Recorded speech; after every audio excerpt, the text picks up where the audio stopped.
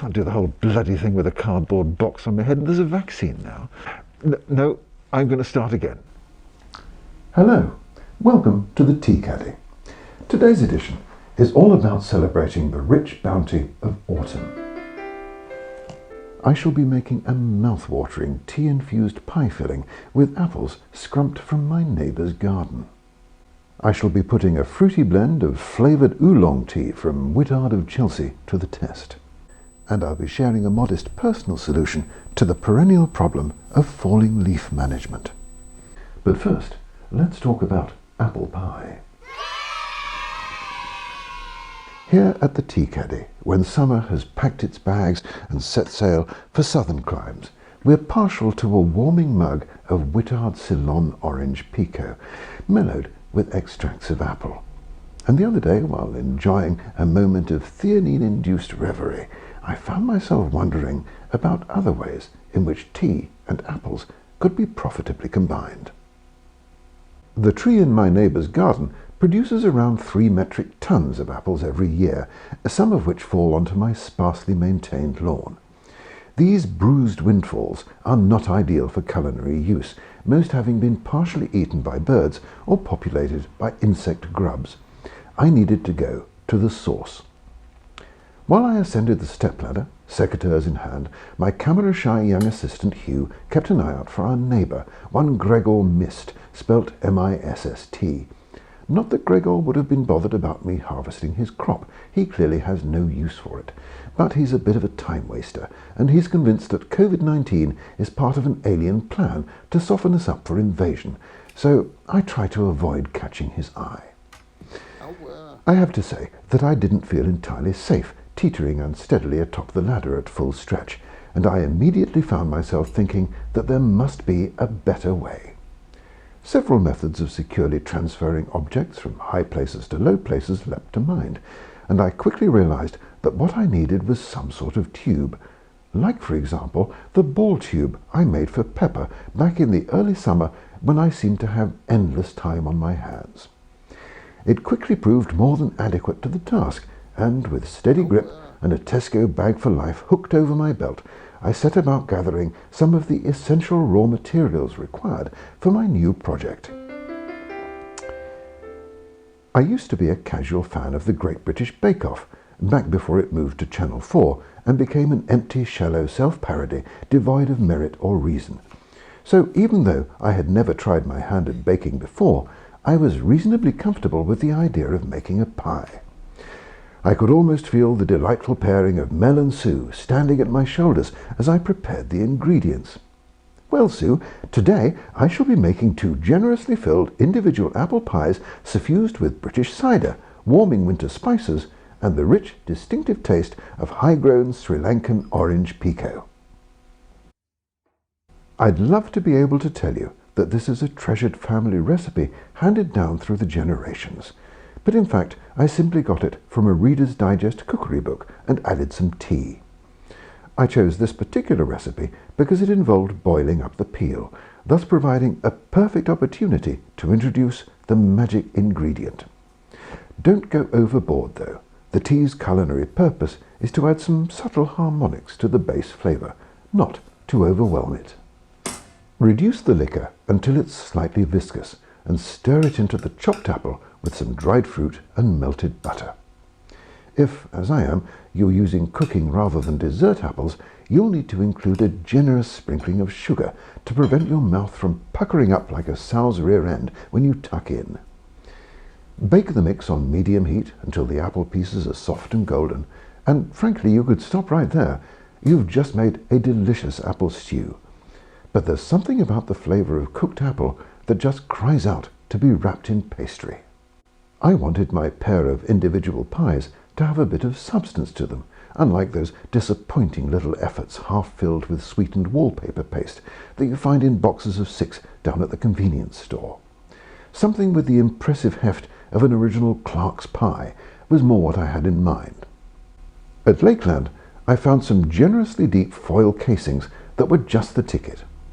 After smearing the insides with butter and lining them with strips of foil laminated baking paper for easy extraction, I enthusiastically went to work on the final stages of my baking adventure.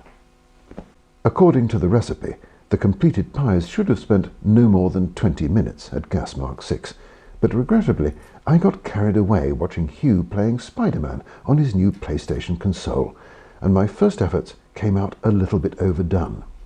Mary Berry would have tutted and shaken her head disapprovingly, but it wasn't a complete disaster, and many useful lessons were learned. So, in a twist on the old Blue Peter catchphrase, here's one I made later.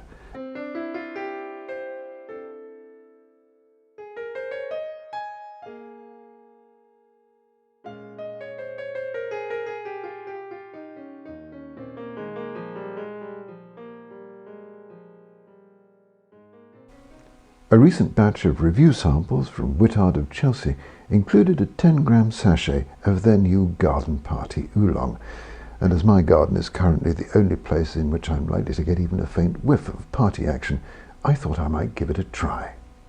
First impressions were good, dark, tightly rolled leaves showing all the hallmarks of a quality oolong.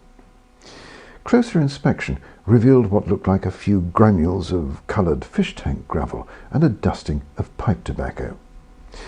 The ingredients list identified this foreign matter as candied papaya and pineapple pieces, dried strawberry and marigold flowers, making the whole thing sound rather like a quaffable version of Carmen Miranda's hat. I've used half the sample provided, roughly 80 grains or 2/11ths of an ounce, steeped in 14 fluid ounces of freshly boiled water. It's been standing for around 4 minutes now, so I think it's probably ready for its close-up.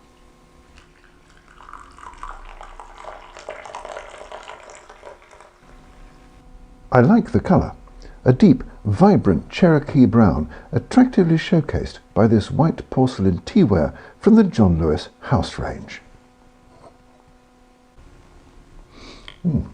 The bouquet, however, is almost overpoweringly intense.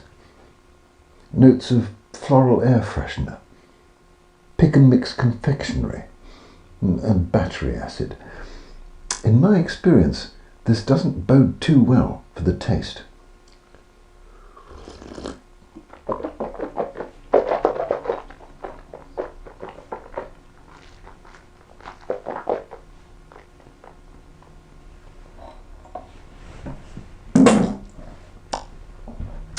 Alas, call me a traditionalist, but when I'm supping a blend that has guessed ingredients, I like the flavour of the tea to remain in the driving seat. Any passengers should be no more than a garnish, the cherry on the cherry bakewell, if you will. That's not the case here. The passengers have hijacked the car and are careening up and down the high street, honking the horn and waving their arses out of the window. Whatever it is that Whittard have added under the catch-all term flavouring has a sharp, synthetic tang that almost completely overpowers the subtle earthiness of the fine oolong. So, for now, I shall be sticking with Whittard's more traditional offerings, like their delicious Ceylon orange pekoe, the perfect accompaniment to everything from a classic British breakfast to Mrs. Marshall's celebrated apple pie.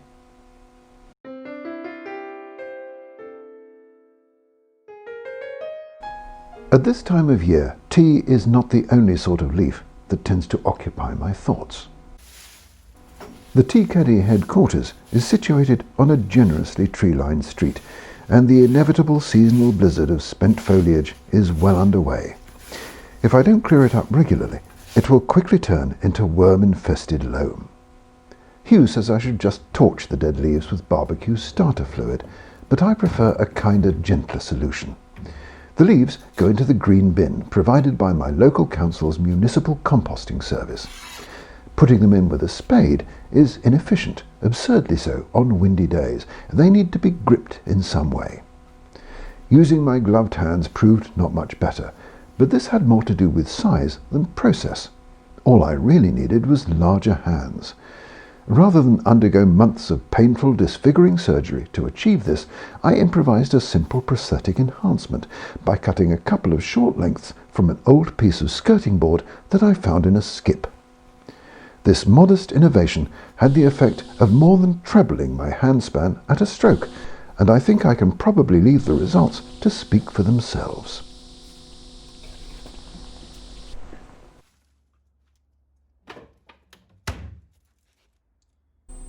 that's all for today. So thanks for dropping by, and until we meet again, stay safe, stay well, and always remember to warm the pot.